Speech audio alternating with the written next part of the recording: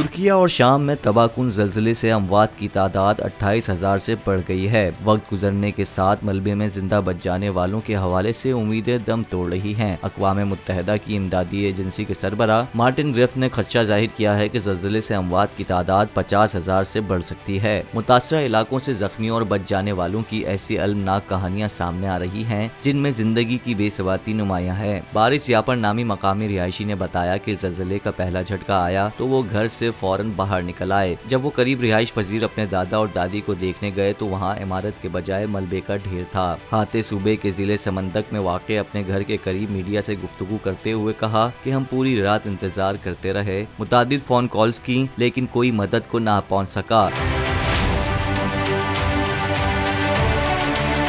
तकरीबन 40 घंटे गुजरने के बाद हमने खुद जरूरी सामान किराए पर हासिल करके इमारत के मलबे के एक हिस्से को तोड़ा। मुतासिरा इलाके में तबाहकुन ज़लज़ले के बाइस सड़कें ब्लॉक हो गईं या फिर बुरी तरह टूटने की वजह से इमदादी टीमों को पहुंचने में मुश्किलात का सामना रहा। ज़लज़ले के 60 घंटों बाद सिर्फ चंद बुनियादी औजार और अपने हाथों का इस्तेमाल करते हुए यापर और दीगर रिहायशी अपने रिश्तेदारों को मलबे के पहाड़ से नीचे निकालने में कामयाब हो गए, लेकिन उनके दादा दादी जिंदा नहीं बच सके। पीर के तबाहकुन ज़लज़ले के तकरीबन एक हफ्ते बाद रेस्क्यू टीमें अब भी जुनूब मशरिकी तुर्की के कस्बों और शहरों में इमारतों के मलबे में जिंदगी के आसार तलाश कर रही हैं। तुर्क शहरी ने बताया कि कुछ दिनों से लूट मार का रुझान बढ़ रहा है। सिक्योरिटी खदशात भी हैं क्योंकि लुटेरे अफरा तफरी का फायदा उठाते हैं। तुर्क न्यूज एजेंसी अनादोलो ने बताया कि तुर्क हुक्काम ने लूट मार के इल्जाम में 48 अफराद को गिरफ्तार किया है।